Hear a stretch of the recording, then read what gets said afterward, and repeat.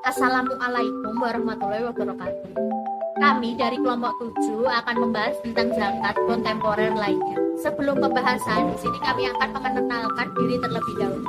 Yang pertama yaitu saya, Santi Kamelia Putri, dan yang kedua yaitu Erlin Destania, yang ketiga yaitu Rani Tiana, yang keempat yaitu Sakinah Salsabila. Di sini sebelum masuk ke jenis-jenis kontemporer, zakat kontemporer, di sini saya akan menjelaskan dalam memahami fikih zakat dalam perekonomian modern itu ada 4 pokok pikirannya, yaitu yang pertama, pemahaman ayat-ayat Al-Quran yang bersifat umum, yang mewajibkan semua jenis harta harus dizakatkan.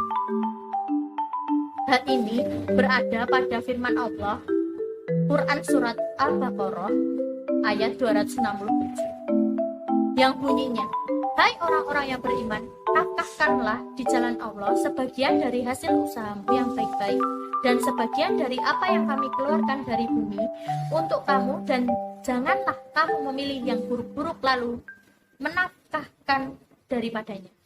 Padahal kamu sendiri tidak mau mengambilnya, melainkan dengan memicingkan mata terhadapnya. Dan ketahuilah bahwa Allah Maha Kaya lagi Maha Terpuji. Yang kedua yaitu pendapat ulama klasik maupun kontemporer dengan menggunakan istilah yang berbeda. Sebagian para ulama yaitu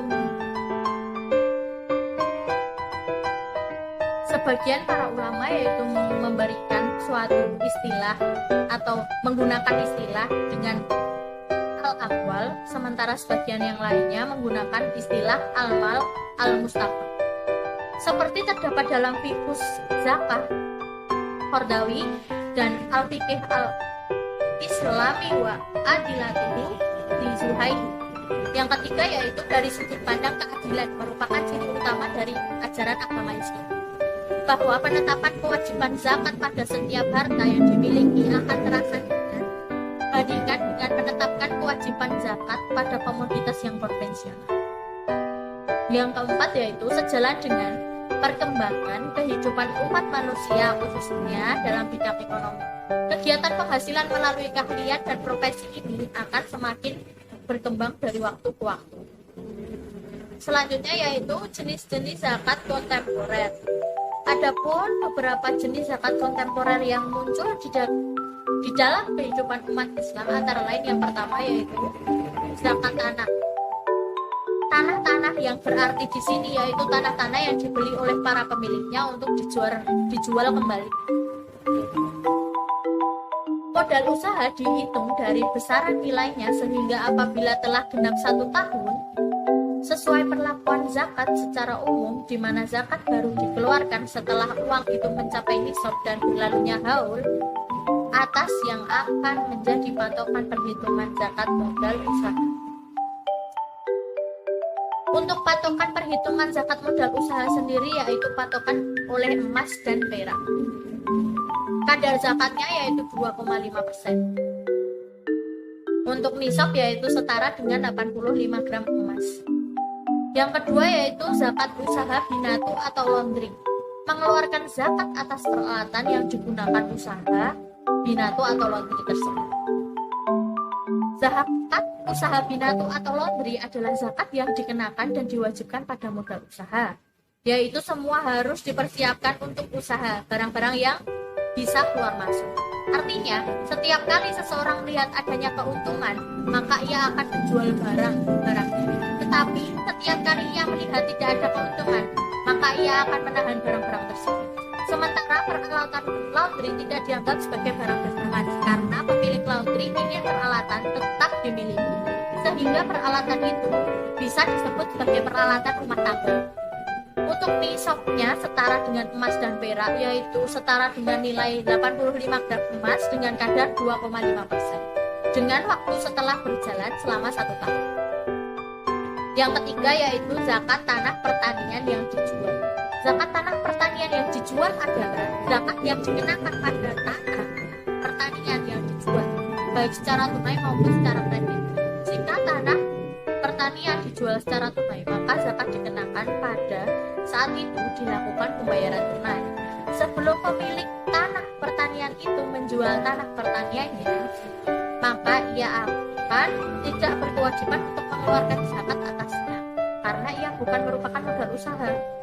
Zakat akan wajib dikeluarkan setelah tanah pertanian itu dijual.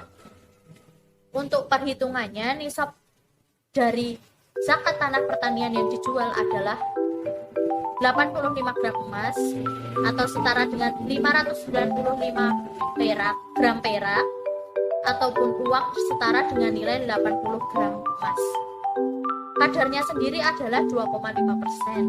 Yang keempat yaitu zakat atas sebidang tanah yang tidak dimanfaatkan. Zakat yang tidak dikenakan pada sebidang tanah yang tidak dimanfaatkan atau dibiarkan menganggur begitu saja. Maksudnya, tidak ada kewajiban untuk mengeluarkan zakat atas tanah ini. Namun, apabila diproyeksikan untuk usaha, maka atas nilai modal usaha tersebut, pemilik wajib mengeluarkan zakatnya.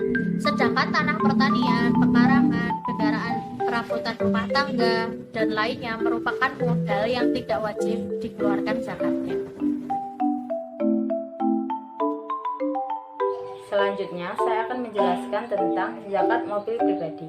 Zakat mobil pribadi adalah zakat yang tidak dikenakan pada mobil yang digunakan untuk kepentingan pribadinya, kecuali untuk usaha. Segala sesuatu yang dipergunakan seseorang untuk kepentingan pribadinya tidak wajib dikeluarkan zakatnya, baik berupa mobil, kendaraan, dan traktor pertanian. Dalam hasil rental mobil ini, apabila telah mencapai nisab atau digabungkan dengan uang lain yang dimilikinya dan telah genap 1 tahun, maka wajib dikeluarkan zakatnya. Zakat mobil pribadi ini mempunyai nisab, yaitu setara dengan nilai 85 gram emas yang mempunyai kadar 10%. Waktunya yaitu mengikuti pendapat masing-masing yang memperbolehkan zakat terhadap sewa gedung maupun yang menggabungkan dengan pendapatan lain untuk dicukupkan nisab dan haulnya tersebut. Selanjutnya yaitu zakat apartemen yang dihuni. Zakat apartemen yang dihuni ini merupakan zakat yang tidak dikenakan pada apartemen yang digunakan untuk tempat tinggal dan bukan untuk usaha atau disewakan. Dalam mengeluarkan zakat untuk apartemen yang dihuni, ini hukumnya tidak wajib karena apartemen ini diproyeksikan untuk memenuhi keperluan diri sendiri. Segala sesuatu yang diproyeksikan untuk digunakan tidak wajib dizakati, kecuali emas dan perak, sebagaimana pendapat yang rajih atau kuat dari para ahli ilmu, salah satunya yaitu Abu Hanifah. Cukup jelas bahwa apartemen yang dimiliki tidak digunakan untuk usaha atau disewakan, namun digunakan untuk dihuni oleh pemilik, tidak perlu dikeluarkan zakatnya. Perlakuannya akan berbeda. Jika apartemen tersebut disewakan, maka perlu dizakati. Selanjutnya yaitu zakat rumah kontrakan atau apartemen yang disewakan.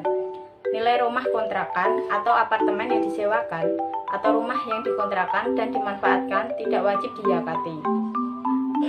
Akan tetapi, yang wajib dizakati adalah hasil dari kontrakan rumah itu apabila telah genap 1 tahun, terhitung mulai sejak diadakannya transaksi, maka tidak diwajibkan mengeluarkan zakat.